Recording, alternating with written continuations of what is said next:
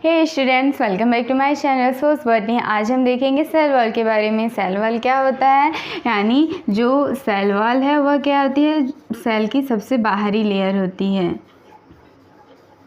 यानी यह हम देखेंगे कि यह सेल होता है तो सेल की बाहरी लेयर क्या होती है, प्लाज्मा मेम्ब्रेन होती है। लेकिन जो प्लाज्मा मेम्ब्रेन से बाहर भी एक आउटर लेयर पाई जाती है जिसे हम क्या कहते हैं, सेल वॉल कहते हैं। यह ठीक एवं रिजिड स्ट्रक्चर होता है जो सेल को प्रोटेक्ट करने का काम करता है। और कहाँ पाया जाता है, जो भी प्लांट सेल्स होती हैं, बैक्टीरिया होती है, इन सब में सेल वॉल होता है, बाकी सेल्स में देखने को नहीं मिलता। तो सबसे पहले हम देखेंगे कि जो सेल वॉल था उसे डिस्कवर्ड किसने किया था।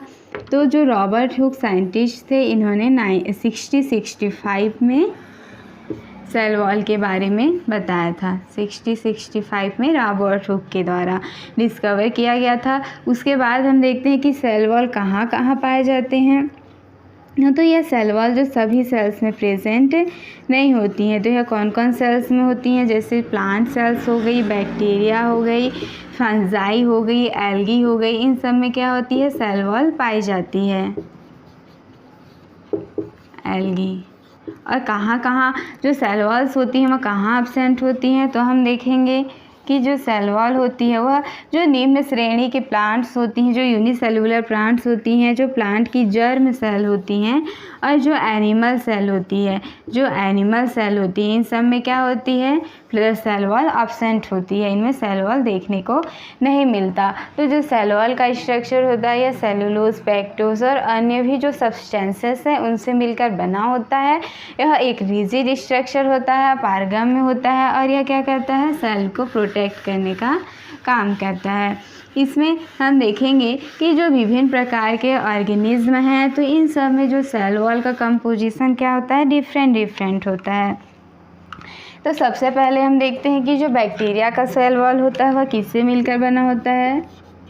बैक्टीरिया जो मेन कंपोनेंट है, तो बैक्टीरिया की सेल वॉल में क्या होती है, पेप्टाइडोग्लाइकेन और क्या बोल सकते हैं, म्यूकोपेप्टाइड प्लस म्यूरिक एसिड। तो पेप्टाइडोग्लाइकेन क्या है, पेप्टाइडोग्लाइकेन एक तरह का पॉलीमर होता है जिनमें क्या होती है, शुगर्स होती हैं और एमिनो एसिड से मिलकर बना होता है, प्लस म्यूरिक एसिड। उसी के बाद हम सेकेंड देखते हैं फंजाई। जो फंजाई का सेल वॉल होता है वह क्या होता है, काइटिन का बना होता है। काइटिन क्या है, यह भी एक तरह का पॉलीसेकेराइड है। उसके बाद आगे हम देखते हैं कि एल्गी का सेल वॉल क्या होता है। जो एल्गी का सेल वॉल होता है वह सेलुलोज और पैक्टिन से मिलकर बना होता है।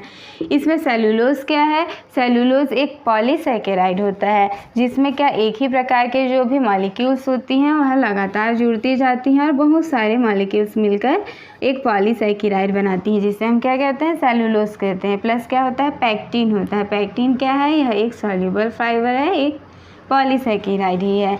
उसके बाद आगे हम देखते हैं कि जो डेवलप्ड प्लांट्स होती हैं, तो जो डेवलप्ड प्लांट्स में का जो सेल वॉल होता है उनमें मेन कंपोनेंट क्या होता है, सेलुलोज होता है। सेलुलोज क्या है, यह एक पॉलीसेकेराइड है। तो इस तरीके से जो बैक्टीरिया हो गई, फंजाई हो गई, एल्गी हो गई और जो भी डेवलप्ड प्लांट्स होती हैं, तो इन सभी के सेल वॉल में अलग अलग कंपोनेंट्स होते हैं। उसके बाद हम देखते हैं कि सेल वॉल का रोल क्या है, यानी सेल वॉल क्यों प्रेजेंट होता है किसी भी सेल में, या जो भी प्लांट सेल्स हो गई या बैक्टीरिया हो गई, इन सब में जो सेल वॉल होता है यह क्यों प्रेजेंट होता है। तो सबसे पहले हम देखेंगे कि जो सेल वॉल होता है वह सेल को क्या करता है, प्रॉपर शेप प्रोवाइड करता है। प्रॉपर शेप प्रोवाइड यानी सेल को एक अनिश्चित आकार देने में हेल्प करता है, एक प्रॉपर शेप प्रोवाइड करता है। उसके बाद सेकेंड हम देखते हैं, तो ये जो सेल की यानी जो सेल होती है उनकी जो प्रोटोप्लाज्म होती है उनको क्या करता है, प्रोटेक्ट करता है। इसमें जो सेल होती है उनमें सेल मेम्ब्रेन का स्ट्रक्चर ऐसा नहीं होता कि वह सेल को प्रोटेक्ट कर सके या प्रोटोप्लाज्म को प्रोटेक्ट कर सके। तो इसके लिए उनमें क्या प्रेजेंट होती हैं, सेल वॉल प्रेजेंट होती हैं जो उनके प्रोटोप्लाज्म को प्रोटेक्ट करने का काम करता है। इसके साथ ही जो साइटोप्लाज्म होती है, साइटोप्लाज्म होगी, और जो सेल मेम्ब्रेन है इन्हें बाहरी आघातों से भी कौन प्रोटेक्ट करता है? सेल वॉल ही प्रोटेक्ट करता है। और विभिन्न प्रकार के प्लांट्स में इन्फेक्शंस जो किसी के द्वारा भी हो सकता है, जैसे जो भी बैक्टीरिया हो गई, फंजाई या अन्य जो पैथोजेंस हैं या वायरसेस हैं, तो इन सब से भी सेल वॉल प्रोटेक्ट करने का काम करता है। यानी जो भी इन्फेक्शंस हैं उनसे यह आसानी से इन्फेक्ट नहीं होते। क्यों? क्योंकि इनमें सेल वॉल प्रेजेंट होती है। इसके बाद हम देखेंगे कि जो विभिन्न प्रकार की सेल्स होती हैं उनमें आपसी संपर्क बनाए रखने में भी क्या करता है? सेल वॉल ही हेल्प करता है। तो इस तरीके से सेल वॉल के फंक्शंस हैं कि जो सेल के लिए ज़रूरी होती हैं। सेल वॉल के बारे में अगर हम देखेंगे कि जो सेल वॉल होती है वो प्रोकैरियोट्स में अलग होती है और जो यूकैरियोट्स होती हैं उनमें डिफरेंट होती है। प्रोकैरियोट्स के अंतर्गत हम देखेंगे तो क्या आएगी? बैक्टीरिया सेल वॉल होती है। तो सबसे पहले हम प्रोकैरियोटिक सेल वॉल के बारे में देखते हैं। तो इनमें जो बैक्टीरिया की सेल वॉल होती है वह कैसी होती है और यह किन किन कंपोनेंट से मिलकर बनी होती है, इन सब के बारे में हम देखेंगे।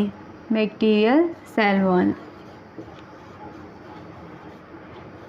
बैक्टीरिया, तो बैक्टीरिया में अगर हम देखेंगे जो बैक्टीरिया का स्ट्रक्चर होता है, तो जो बैक्टीरिया की सेल इनवेलप होती है, सेल इनवेलप, तो यह कितने लेयर्स का होती है? इनमें 3 लेयर्स होती हैं। फर्स्ट होता है म्यूसिलेज सीथ, यह सबसे बाहरी लेयर है। उसके बाद होता है सेल वॉल, उसके बाद होती है सेल मेम्ब्रेन। तो इसमें हम देखते हैं कि जो सेल वॉल क्या होती है वह बैक्टीरिया की सेल इनवेलप की सेकेंड लेयर होती है और यह क्या करती है? जो सेल का शेप डिटरमाइन करती है। यानी सेल इनवेलप की सेकेंड लेयर है और सेल का शेप डिटरमाइन करती है। इसके अलावा यह क्या करती है? किसी भी सेल को हाइपोटोनिक यानी जो भी बैक्टीरिया सेल होती है उसे हाइपोटोनिक जो सॉल्यूशन होती है इनमें बर्स्टिंग या कोलेप्सिंग से क्या करती है? प्रोटेक्ट करती है। तो इसमें हम देखेंगे कि जो हाइपोटोनिक सॉल्यूशन क्या होता है? हाइपोटोनिक सॉल्यूशन ऐसा सॉल्यूशन जिसका जो कॉन्सेंट्रेशन होता है वह सेल शेप के कॉन्सेंट्रेशन से कम होता है। यदि सेल को इसमें रख दिया जाए, इस सॉल्यूशन में रख दिया जाए, तो जो बाहर का वाटर होगा वह क्या होगा? सेल के अंदर आ जाएगा, जिससे सेल क्या हो जाएगी? टूट जाएगी, यानी फट जाएगी। तो इनसे कौन प्रोटेक्ट करता है? सेल वॉल ही प्रोटेक्ट करता है, जिसकी वजह से जो सेल्स होती है, बैक्टीरियल सेल्स होती हैं, वह हाइपोटोनिक सॉल्यूशन में बर्स्ट नहीं हो पाती हैं। उसके बाद हम देखेंगे कि यह सेल वॉल कहाँ प्रेजेंट होती है। सेल वॉल जो सेल मेम्ब्रेन होती है उनके बाहर प्रेजेंट होगी, सेल मेम्ब्रेन के आउटसाइड, और जो एक्स्ट्रा सेलुलर सब्सटेंसेस होती है उनके इनसाइड, यानी जो एक्स्ट्रा सेलुलर सब्सटेंस है उसके अंदर की ओर यह प्रेजेंट होती है। एक्स्ट्रा सेलुलर सब्सटेंसेस के नीचे।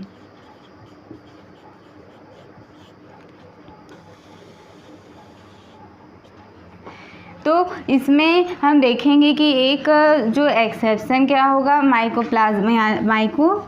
तो माइकोप्लाज्मा क्या है? कि अर्थ का सबसे छोटा ऑर्गेनिज्म है, यानी यह सबसे स्मॉल बैक्टीरिया है। जब सबसे स्मॉल बैक्टीरिया है तो इनमें क्या होता है? जो सेल वॉल होता है वह प्रेजेंट नहीं होता है, यह अपना रूप बदलते रहते हैं, इसलिए इसे प्रकृति का जोकर भी कहते हैं। तो यह क्या है? एक्सेप्शन है, जिसमें क्या है? सेल वॉल प्रेजेंट नहीं होती है। उसके बाद हम देखेंगे कि जो सेल वॉल होती है जो बैक्टीरिया की सेल वॉल होगी वह किन किन से मिलकर बना होता है। बैक्टीरिया की जो सेल वॉल है उनके स्टडी करने से पहले हम देखेंगे कि बैक्टीरिया जो होती है उन्हें दो ग्रुप्स में डिवाइड किया गया होता है। पहला होता है ग्राम पॉजिटिव बैक्टीरिया और दूसरा होता है ग्राम नेगेटिव बैक्टीरिया। ग्राम नेगेटिव बैक्टीरिया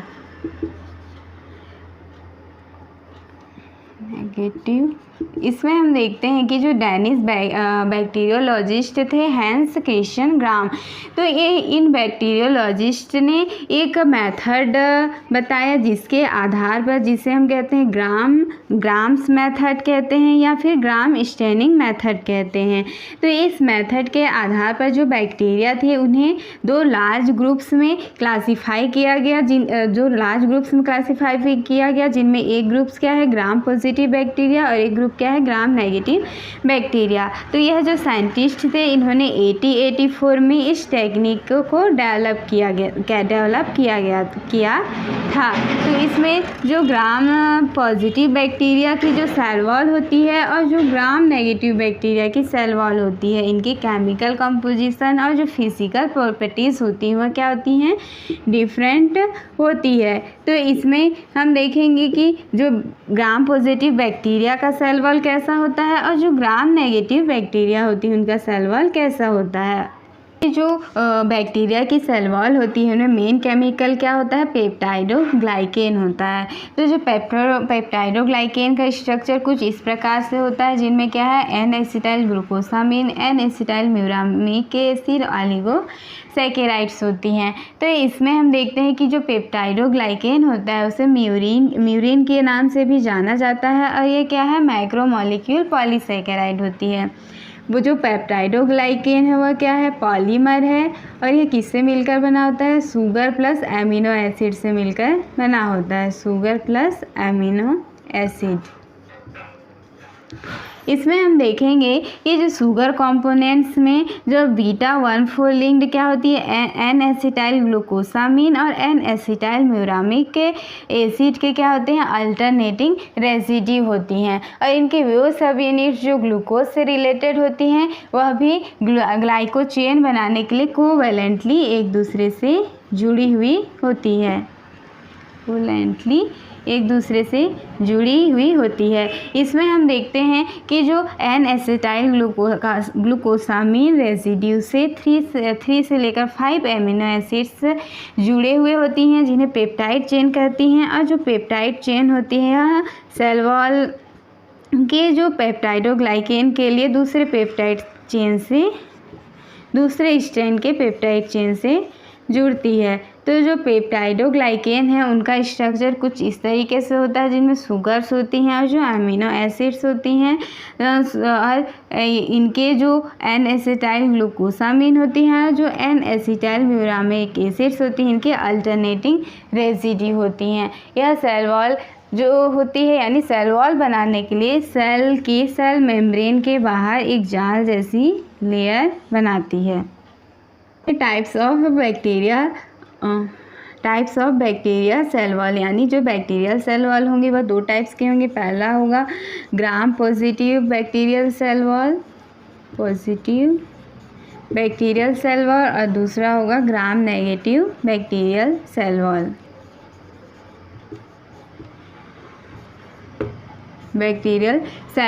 तो जो ग्राम पॉजिटिव और जो gram negative bacterial cell wall होती है वह क्या होती है, डिफरेंट होती है। तो इसे एक आउटर लेयर के रूप में हम देख सकते हैं कि जैसे यह कोई सेल है जिसका यह क्या है, साइटोप्लाज्म है, इस तरीके से साइटोप्लाज्म है, यह साइटोप्लाज्म है। इसमें एक लेयर पाई जाती है जिसे हम क्या कहते हैं, आउटर लेयर क्या है, यह सेल मेम्ब्रेन है और सेल मेम्ब्रेन के बाहर इसकी क्या है, सेल वॉल है। जो सेल वॉल क्या से बनी हुई है, पेप्टाइडोग्लाइकेन से बनी हुई है। यह पेप्टाइडोग्लाइकेन, यह ग्राम पॉजिटिव वाला पार्ट है और यह ग्राम नेगेटिव वाला पार्ट है। तो जो ग्राम पॉजिटिव वाला पार्ट है और जो ग्राम नेगेटिव वाला पार्ट है, इसमें हम देखते हैं कि इसमें जो पेप्टाइडोग्लाइकेन की इस तरीके से लेयर होती है, पेप्टाइडोग्लाइकेन, और जो ग्राम नेगेटिव बैक्टीरिया की जो सेल वॉल होती है उनमें एक और मेम्ब्रेन होती है जिसे आउटर मेम्ब्रेन कहते हैं।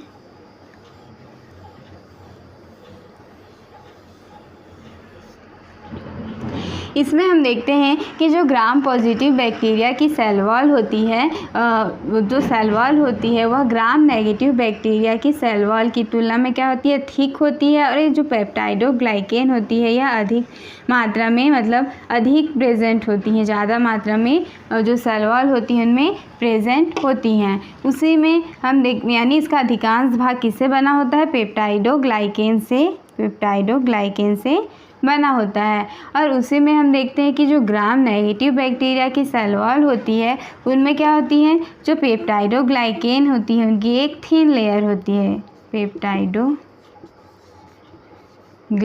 की एक थिन लेयर होती है। और इनमें आउटर मेम्ब्रेन प्रेजेंट होता है, या बाहर वाला क्या है, आउटर मेम्ब्रेन है, और ये क्या है, सेल मेम्ब्रेन है। इसमें जो सेल मेम्ब्रेन होती है, जो पेप्टाइडोग्लाइकेन के बीच जो स्पेस होता है इसे हम क्या कहते हैं, पेरीप्लाज्मिक स्पेस कहते हैं।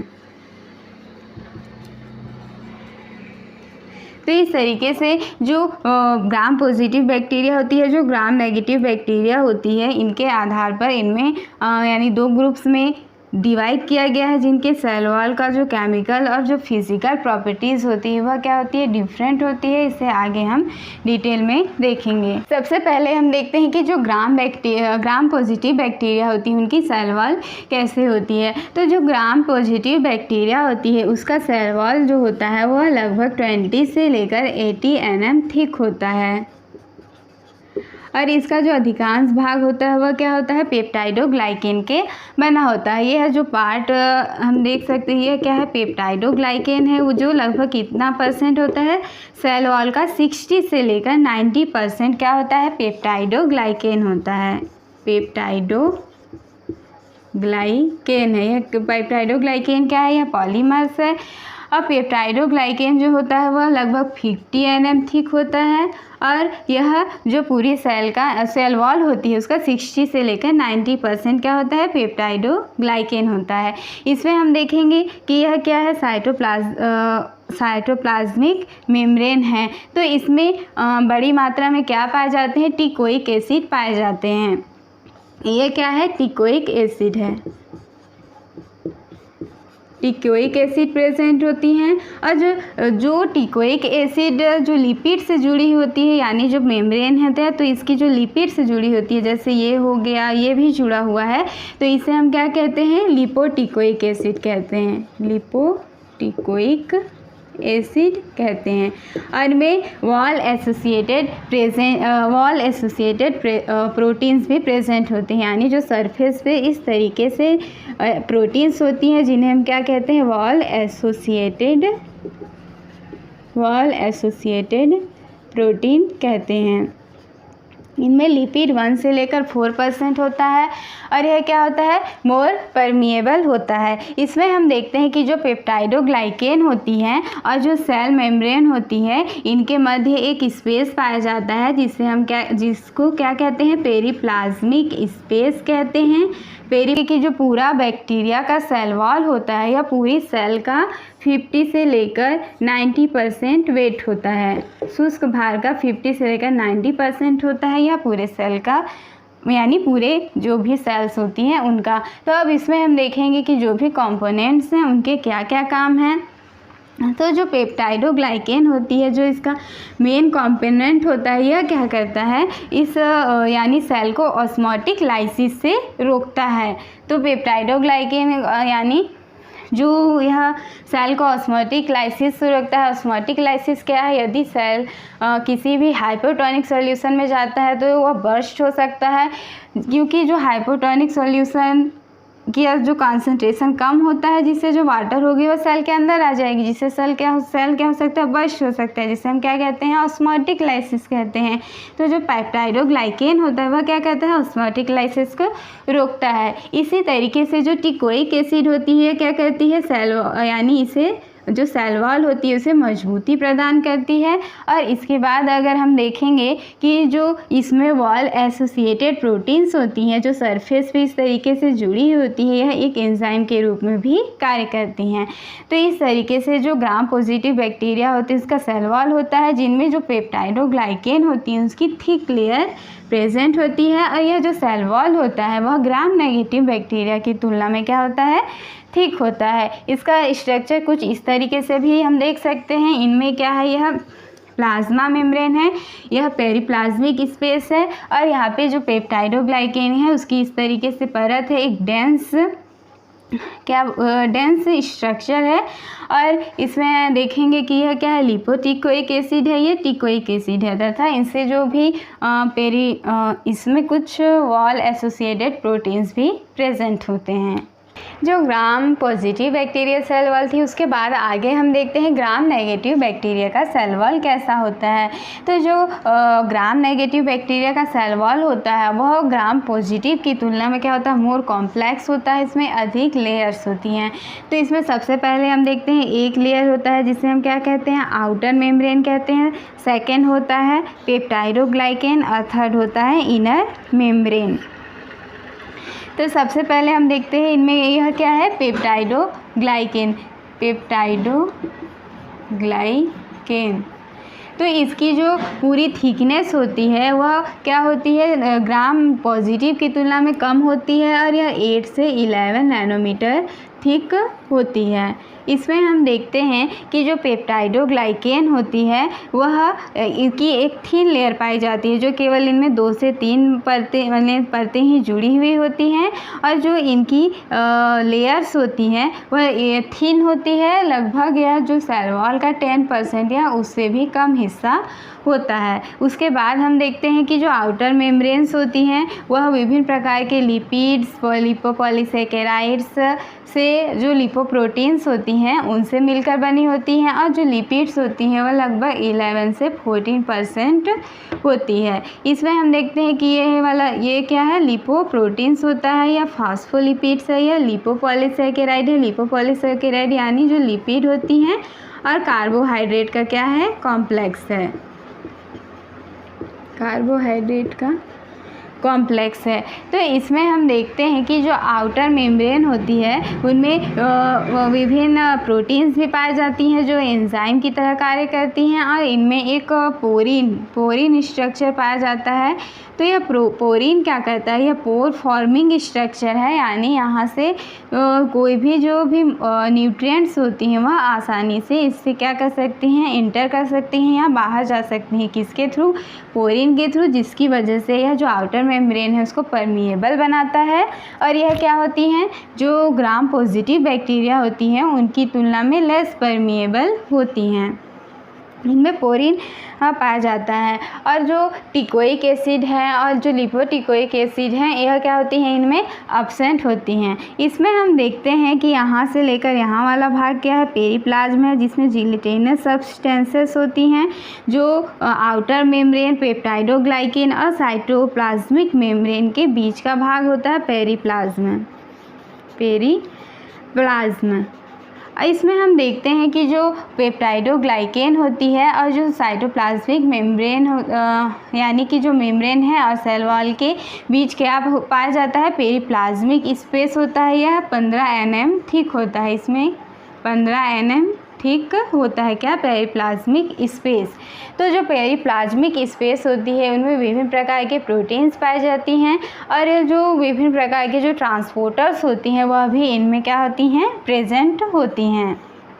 अब हम देखते हैं कि इनके फंक्शंस क्या क्या हैं। तो जो पेप्टाइडोग्लाइकेन होता है यह क्या करेगा, यह ऑस्मोटिक लाइसिस को रोकता है। और जो लिपोपॉलीसेकेराइड्स होती हैं जो क्या है, आउटर मेम्ब्रेन में है, तो लिपोपॉलीसेकेराइड्स क्या करती है, जो सेल वॉल होती है उसे बाहरी आक्रमण से बचाती है, उन्हें प्रोटेक्ट करती है। और इसमें हम देखते हैं कि जो पोरिन स्ट्रक्चर, पोर फॉर्मिंग स्ट्रक्चर जो पाया जाता है, यह क्या करता है, ग्लूकोज के इंटर के लिए यानी इंटर को अलाउ करता है। इनसे थ्रू क्या होते हैं, मॉलिक्यूल्स इंटर करते हैं, उन्हें जो आउटर मेम्ब्रेन्स होती है उन्हें क्या करता है, परमिएबल बनाता है। उसके बाद हम देखते हैं कि जो पेरिप्लाज्मिक स्पेस होती है, पेरीप्लाज्मिक स्पेस। जो पेरीप्लाज्मिक स्पेस होती है इनमें विभिन्न प्रकार के जो प्रोटीन्स पाए जाती हैं। तो ये प्रोटीन्स क्या हैं? एंजाइम्स ही हैं और यह क्या करती हैं? जो पेप्टाइडोग्लाइकेन का सिंथेसिस है उनमें हेल्प करती हैं, यानी ये इनके द्वारा ही जो पेप्टाइडोग्लाइकेन होता है उनका क्या होता है? सिंथेसिस होता है। इसके अलावा भी इनमें अलग से जो एसोसिएटेड प्रोटीन्स क्या होती हैं वह प्रेजेंट होती हैं और विभिन्न जो भी ट्रांसपोर्ट का काम होगा और एंजाइम्स के रूप में ये क्या करती हैं? अपना मुख्य भूमिका निभाती हैं, मेन रोल प्ले करती हैं। इसी तरीके से हम देखेंगे कि यह भी वही सेल वॉल का ही स्ट्रक्चर है। इसमें यह क्या है? पेप्टाइडोग्लाइकेन है जिसमें यह लिपोप्रोटीन्स हैं और यह क्या है? आउटर मेम्ब्रेन है। आउटर मेम्ब्रेन में क्या है? पोरीन्स प्रेजेंट होती हैं और विभिन्न प्रकार के पॉलीसैकेराइड, लिपोपॉलीसैकेराइड्स प्रेजेंट होते हैं।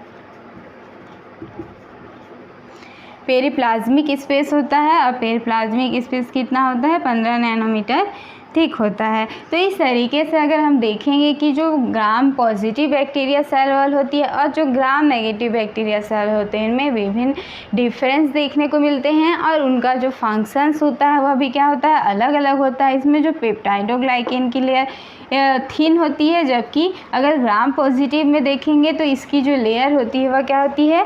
थिक होती है। यानी अधिकांश मात्रा में जो पेप्टाइडोग्लाइकेन होते हैं वह ग्राम पॉजिटिव में प्रेजेंट होती हैं, लेकिन जो ग्राम नेगेटिव सेल वॉल में यह प्रेजेंट नहीं होती हैं। इसके अलावा भी बहुत सारे इनमें डिफरेंस देखने को मिलते हैं। तो इसमें हमने देखा कि जो प्रोकैरियोट्स होती हैं, यानी जो भी प्रोकैरियोट्स के अंतर्गत क्या आती हैं? बैक्टीरिया, तो इनकी सेल वॉल कैसे होती है। तो इसके बाद हम नेक्स्ट वीडियो में देखेंगे कि जो प्लांट होती है यूकैरियोट्स के अंतर्गत, यानी जो डेवलप्ड प्लांट होती है उनकी सेल वॉल कैसे होती है और उनके क्या क्या फंक्शंस हैं, यानी वह कौन कौन से कंपोनेंट से मिलकर बना होता है। अगर आपको वीडियो अच्छी लगी हो तो प्लीज़ मेरे चैनल को सब्सक्राइब कर दीजिएगा।